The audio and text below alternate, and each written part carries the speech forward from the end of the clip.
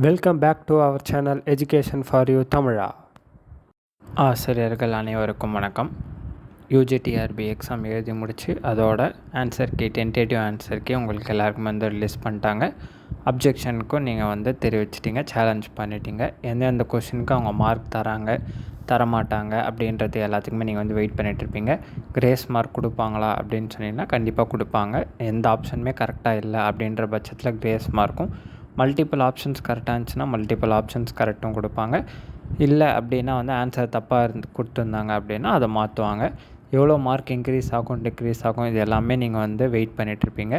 உங்களுக்கு ரிசல்ட் எப்போ வரும் அப்படின்னு சொல்லி வந்து நிறைய பேர் வந்து கேட்டுகிட்டே இருக்கீங்க.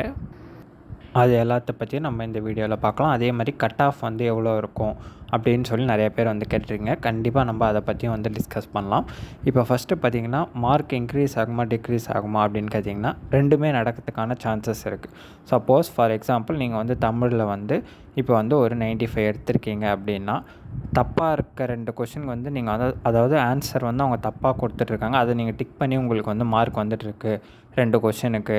இப்போ ஃபைனல் ஆன்சர் கீழே அதை மாற்றுறாங்கன்ற பட்சத்தில் உங்களுக்கு 93 ஆகும். அப்படியே ஆகும். சப்போஸ் நீங்கள் 95 இருக்கீங்க அப்படின்னா வந்து நீங்கள் கரெக்டாக பண்ணியிருக்கிறதுக்கு அவங்க தப்பாக கொடுத்துருக்காங்கன்னா 2 மார்க் இன்க்ரீஸ் எல்லாமே வந்து நடக்கும். ஸோ எதையுமே வந்து நீங்கள் வந்து ப்ரிடிக்ட் பண்ண முடியாது. அந்த மாதிரி வந்து நீங்கள் அப்ஜெக்ஷன் பண்ண எல்லா கொஷினுக்குமே வந்து மார்க்ஸ் தரமாட்டாங்க. அவங்களுக்கு ஓகேன்னு தோணுனா மட்டும்தான் தருவாங்க. நிறைய புக்கில் ஸ்ட்ரெயிட் ஃபார்வர்டாக இருக்கிறதுக்கே வந்து அவங்க வந்து சேஞ்சஸ் ஆன்சரில் பண்ண மாட்டாங்க. ஸோ மேக்ஸிமம் சேஞ்ச் பண்ண மாட்டாங்க. ஏன்னா வந்து அது ஏதோ அவங்களுக்கு ஒரு ஈகோ கிளாஷ், அது என்னன்னு தெரியாது. நமக்கு ஸ்ட்ரெயிட்டாக புக்கில் இருந்து எடுத்து கொடுத்தாலுமே வந்து மாற்றத்துக்கு அவ்வளோ யோசிப்பாங்க. ஒன்று கூட மாற்ற மாட்டாங்கன்னு சொல்ல, அதிகமான கொஷின்ஸ் மாற்ற மாட்டாங்க. 10, 15 அப்படிலாம் வந்து மாற்ற மாட்டாங்க. ஒரு 5, 6 அப்படி தான் வந்து சேஞ்சஸ் வந்து பண்ணுவாங்க. ஸோ அதுக்கேற்ற மாதிரி நீங்கள் வந்து மார்க் வந்து உங்களுக்கு வந்து டிசைட் பண்ணி வச்சுக்கலாம். அந்த மாதிரி அப்ஜெக்ஷன் பண்ணவங்களுக்கு மட்டும்தான் மார்க்கா அப்படின்னா அப்படிலாம் கிடையாது. ஒருத்தர் பண்ணியிருந்தால் அந்த அப்ஜெக்ஷன் அவங்க எடுத்துக்கிட்டாலும் எல்லாருக்குமே அந்த கொஷினுக்கு என்னென்ன மார்க் மாறணுமோ அந்த சேஞ்சஸ் வந்து வந்துடும். ஸோ அதை பற்றி நீங்கள் வந்து கவலைப்பட தேவையில்லை. அப்புறம் ரிசல்ட் எப்போ வரும் அப்படின்னு சொல்லி கேட்டே இருக்கீங்க. கண்டிப்பாக வந்து ரிசல்ட் வந்து இன்னும் ஒரு 10 டேஸில் நீங்கள் கண்டிப்பாக எதிர்பார்க்கலாம். March 25க்குள்ளே உங்களுக்கு ரிசல்ட் கண்டிப்பாக பப்ளிஷ் பண்ணுறாங்க. ஏன்னா எலெக்ஷன் டேட் சொன்னதுக்கு முன்னாடி அவங்க பப்ளிஷ் பண்ணுறதுக்கு ட்ரை வந்து பண்ணுவாங்க அப்படின்னு சொல்லி நான் நினைக்கிறேன். கண்டிப்பாக வந்து பண்ணுறவங்க உங்களுக்கு போஸ்டிங்கை வந்து நெக்ஸ்ட் இயர் அகாடமிக் நீங்கள் ஸ்டார்ட் பண்ணும்போது கண்டிப்பாக நீங்கள் வந்து போஸ்டிங்கில் இருப்பீங்க. சரிங்களா? அடுத்து வந்து வேக்கன்சி ஏறுமா குறையுமா? குறையறதுக்கு வாய்ப்புகள் கிடையாது. ஏறுமா அப்படின்னா ஏறத்துக்கான சான்சஸ் நிறைய இருக்குது. எனக்கு தெரிஞ்சு 3000 கிட்ட ஃபில் பண்ணுவாங்க அப்படின்னு சொல்லி நான் நம்புகிறேன். பண்ணாங்க அப்படின்னா நல்லாயிருக்கும். இது என்னோடய ப்ரிடிக்ஷன். 3000 ஆச்சு மினிமம் பண்ணால் நல்லாயிருக்கும் அப்படின்றது. ஏன்னா நிறைய பேருக்கு ஒரு லைஃப் வந்து கிடைக்கும். வேக்கன்சிஸ் கொஞ்சம் இன்க்ரீஸ் ஆகும்போது நிறைய பேரோட லைஃப் ஒரு சேஞ்சஸ் கிடைக்கும்.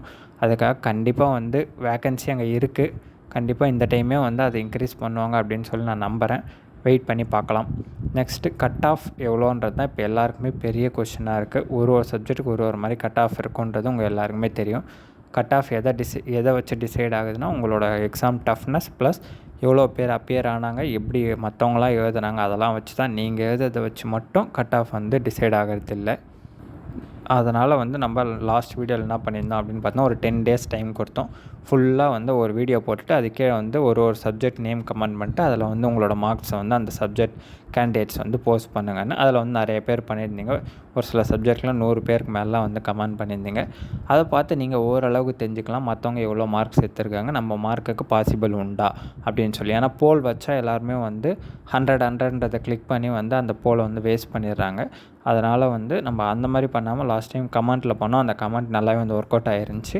நிறைய பேர் வந்து கமெண்ட் பண்ணியிருந்தீங்க. சப்போஸ் நீங்கள் பண்ணல அப்படின்னா இப்போ கூட நீங்கள் லாஸ்ட் வீடியோவில் போய் பாருங்கள். உங்கள் ஒரு சப்ஜெக்ட்டுக்கும் வந்து நான் வந்து கமெண்ட் பண்ணியிருப்பேன். அது கீழே கேண்டிடேட்ஸ் வந்து மார்க் வந்து ஃபில் பண்ணியிருப்பாங்க. நீங்களும் வந்து திரும்ப வந்து ஃபில் பண்ணுறதுனா பண்ணுங்கள். பண்ணாமல் இருந்தீங்க அப்படின்னா அதை பார்க்குறப்போ உங்களுக்கு ஓரளவுக்கு ஒரு கெஸ் இருந்திருக்கும். ஓகே 90 எடுத்தால் கிடைக்கும், 80 எடுத்தால் கிடைக்கும், ஒரு சில சப்ஜெக்டில் 70 எடுத்தால் கிடைக்கும் அப்படின்ற மாதிரிலாம் வந்து இருக்கும். எதுவுமே வந்து ஃபைனல் டிசிஷன் கிடையாது.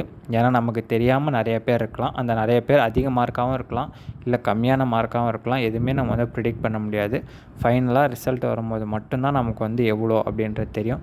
ப்ளஸ் இதில் வந்து கிரேஸ் மார்க் வேறு இருக்குது. 5 மார்க் கிட்ட வந்து கிரேஸ் மார்க்ஸ்லாம் இருக்கிறதால யாருக்கு கிரேஸ் மார்க் இருக்குது என்ன அப்படின்றத நம்ம எதுவுமே ப்ரிடிக்ட் பண்ண முடியாது. ஃபைனல் ரிசல்ட்டில் எனக்கு தெரிஞ்சு கிரேஸ் மார்க் ஆட் பண்ணி விட மாட்டாங்க அப்படின்னு நினைக்கிறேன். சிவி லிஸ்ட் விடுறப்போ வேணால் கிரேஸ் மார்க் ஆட் பண்ணி விடலாம். ஃபைனல் ரிசல்ட் அப்போ ஆன்சர் கீக்கு என்ன மார்க்கோ அதை தான் வந்து பப்ளிஷ் பண்ணுவாங்க அப்படின்னு சொல்லி நினைக்கிறேன்.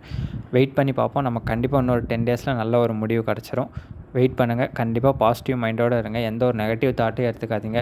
இவங்க இவ்வளோ கட் ஆஃப் சொல்கிறாங்க, அவ்வளோ சொல்கிறாங்க, 100க்கு மேலே எடுத்தால் தான் கிடைக்கும். எந்த கட் ஆஃப் யார் சொல்கிறதுமே வந்து நம்பாதீங்க. யாராலையுமே வந்து கட் ஆஃப் வந்து ப்ரிடிக்ஷன் பண்ணவே முடியாது கரெக்டாக. ஸோ நீங்கள் வந்து உங்களோட மார்க் வச்சுட்டு இருங்க, பாசிட்டிவ் மைண்டோடு இருங்க. கண்டிப்பாக உங்களுக்கு நல்லதே நடக்கும் அப்படின்னு சொல்லி நம்புவோம். சரிங்களா? மற்றொரு வீடியோவில் சந்திப்போம். நன்றி, வணக்கம்.